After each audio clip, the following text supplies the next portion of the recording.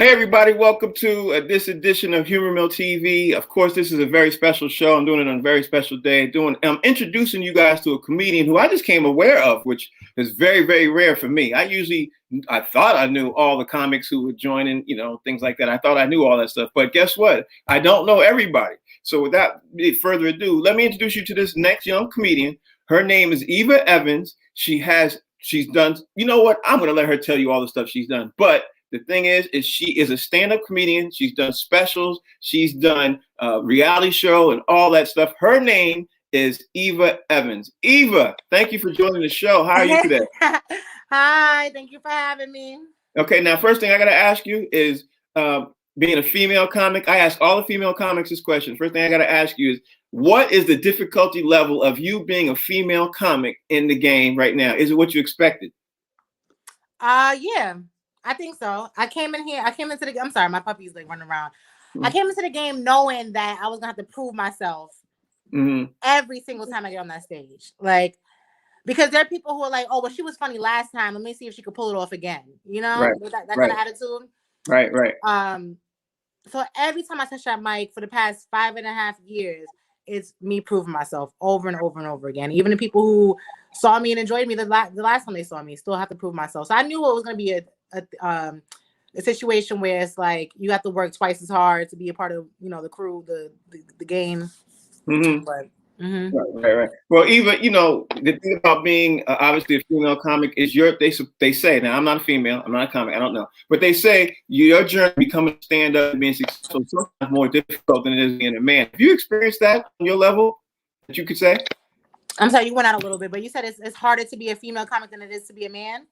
Yes, ma'am.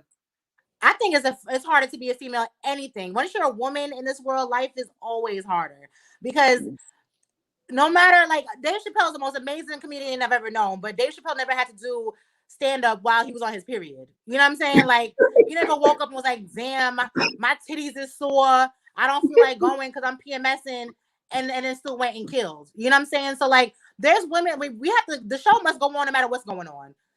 We be pregnant, period. We just found out our man was cheating with our sister, all types of shit, and we still got to go up there and be funny. That's true. Well, now we passed that. Let's do what the elephant in the room is. When you're a comic, most comedian women are not pretty. You know what I mean? So then there's obviously a time when you become a pretty comic. Now, I know all the comics are going to hit on you. I know the comedy promoters are going to come on, fake pass at you. I know you're going to deal with all that comes on board with that. How do you deal with obviously the way you look? Because let's be honest, there's only a very, very small handful of female comics that are even attractive in the game. So how do you handle that? How do you deal with that? I mean, it's not something that I think about, but it is brought to my attention a lot. Like, I be on stage just chilling and people be like, oh, you was looking mad pretty. I'm like, I didn't even think about it like that, but thank you. I mean, yes, everywhere I go, and I'm not trying to like gas my own head or nothing, but like everywhere I go, outside of comedy, somebody's always trying to talk to me. Somebody's always trying to sleep with me.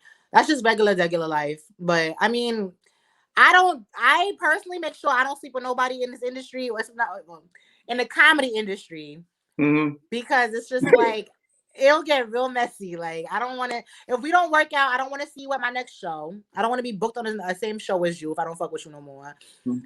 I don't want it to be like, I don't know, it's just, you don't shit where you sleep. Like, now if I was a drug dealer, then I'd be in trouble because I've messed with a lot of drug dealers. You know something? The funny thing is that was hilarious because that would happen. If you mess with comics, you're gonna see him again. And if you break up, you're gonna see him again too. So and the way I break up thing, when I break up, it's a breakup. Like, we're not still friends. Like, no, it's like I don't fuck with you. I don't like your mama no more.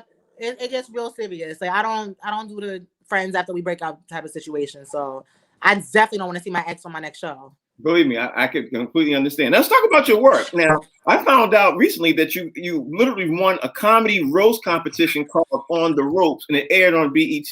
I didn't even see it at all, so I apologize for that. But I didn't see it either. Tell me how it came about and how did you get on it and what the experience was like. Tell me all about that. I'm glad you asked. Because roasting is that was my first time ever roasting in my life. I don't roast. So how it came about, my manager, Rashidi, he called me. He said, yo, BET reached out to me. They want you to audition for this show. I'm like, okay, cool. He's like, I'm like, when's the audition? He's like, tomorrow morning. I'm like, oh, okay. Thanks for the heads up. Right. So, but that's how show business is. Like it's always a lot of it is last minute. So I'm like, okay, we could try it. I never did it before. I did a Zoom audition. I thought it went okay. Like I'm like, okay, because it's not my cup of tea. So and I've never done it before. So I'm like, whatever, we're gonna try it. They're probably not gonna call me.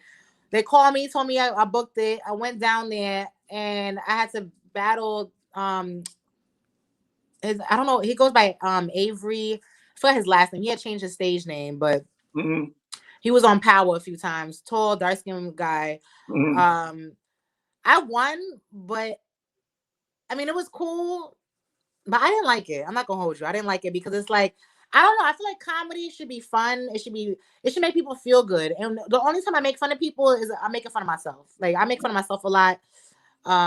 I make fun of situations, but I'm not making fun of a particular person, a specific person's in particular like looks they have or things they've been through. Like roasting is it's verbal abuse. I don't think it's funny.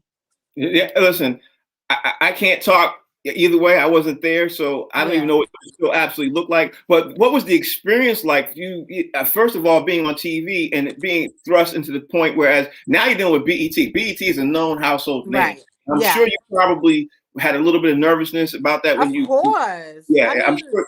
Yeah. It was my second time being on BET. It was my second time. The first time it was a reality show. All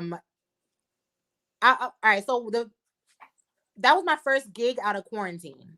Okay. Like we was on lockdown for a long time, so I had a little anxiety because I haven't been on stage, much less having cameras in my face in so long. So I didn't feel comfortable, and it was a new style of comedy. It wasn't stand up; it was roasting. So I was thrown. It was a little bit of like a shock because it's like, oh my God, I was just in quarantine for mad months. Now I'm back on stage with a camera in my face for cable television. Right. So I was a little overwhelmed, but I was very grateful, grateful. And I made, I hope I didn't come across as uncomfortable. I didn't see it yet, but I was just a little uncomfortable because it's like I didn't know how to do roasting like that. Like when I watched comedy roast, I thought it was gonna be like a celebrity roast. Like you ever watch like Richard Pryor's roast, but it was more like your mama's fat kind of roasting, which I don't really like. I don't know. I just feel like coming from me, that's kind of like I sound like a bitch when I don't want to make fun of no one's mom, no one's big forehead, like because it doesn't come across as being funny. It comes across as me being bitchy. Well, you know what's going to happen is that people are going to judge you no matter how, regardless of what happens, how it's going to be edited. They're going to judge you. Let them make their own decision and everything else. Let's continue to talk about you, talk about your project. Like that, you said that was the second time that obviously you were even working with somebody in a reality type of base format. How did you get to that point from, there's a lot of comics, right, who on stage for years, they don't even get that chance to have that opportunity. How did you, were you able to make sure you got from being on stage to at least being on television? How did you do that? Can you talk to the audience about that? Oh man, honestly, I don't even really know. All I can say is it's God.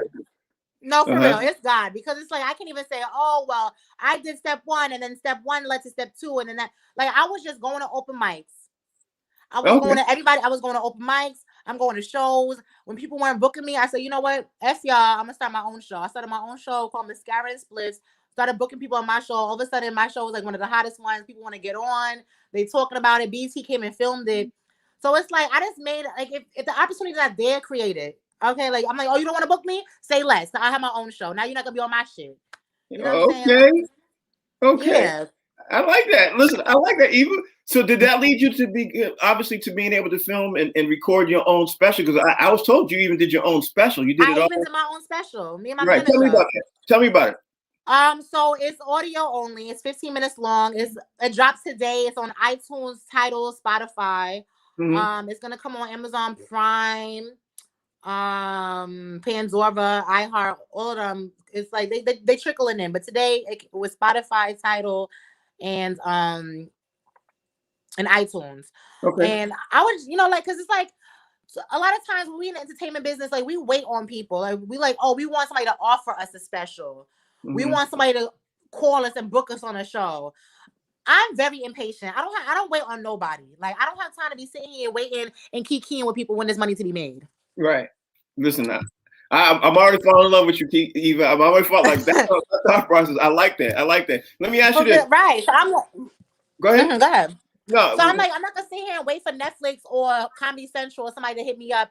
I'm gonna put my own shit out there because when a lot of times when these networks and these record labels or whatever feel you in, when they see that you bring your own audience, yes, and they're like, oh, people really fuck with you. Yes, they have no choice but to fuck with you too. Yes, exactly. So since you already have that thought process in your mind, everything else, what's the future look like? What's in the next year? Like, I know you got some plans. What's right? Like? Well, ABFF, the American Black Film Festival. Kenya Barris is the ambassador.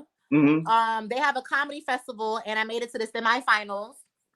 Congratulations! Thank you. So obviously, the goal is to make it to the finals in July. So so I'm gonna go to LA in June. Mm-hmm. And then, God willing, I make it to the finals in July. And even if I don't make it to the finals, I'm still gonna be a winner because whoever sees me on that stage, they're gonna want to work with me. Like, right. That's just, it is what it is. Like, that's another thing. Like, when you take an L, that L is not for a loss; it's for a lesson. You know what I'm saying? I like that too. I like that. Yeah. What else you got coming? Are you filming? I mean, I know we're gonna get out of COVID soon. So are you filming a stand-up special where we could see you, actually be able to see you? Yeah. So I was just talking to that with my manager. I want to do one the end of this year. Because for a special, I want it to be jokes where it's like I know they some bangers. I don't want it to be like, you know what I'm saying? So it's already about to be March. By December, I could get like a whole nother set. Perfect. Oh wow. Wow. Yeah, it takes time. Like I don't want to do a special where I'm working on jokes and like I'm working out new shit. I want it to be some shit where I know it's hilarious. I know it's gonna hit. Right. Well, Eva, thank you for taking out the time. Can you tell everybody out there how they can follow you? I know you got. Oh yes, follow me on Instagram, Twitter. Instagram and Twitter at Eva Evans Comedy. EVAEVANS Comedy. Visit my website, evaevanscomedy.com. What else? Oh, come to my if you in the Brooklyn area, in New York City area, this Sunday I have a show at National Social called Mascara and Spliffs. That's my show. It's in Crown Heights. Buy a ticket on my website or on my Instagram. The ticket link is in the bio. Stop that. Sorry, it's my dog. Stop. I understand. Sorry, my dog she's doing the most right now. And what else? Yeah. Listen to my album. I normally don't do this. Available everywhere. Okay. It's only 15 minutes of your day, and I promise you're gonna love it.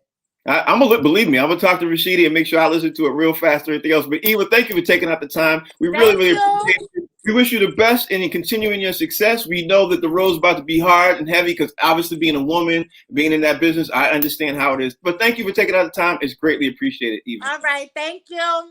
Thank you. All right, take care.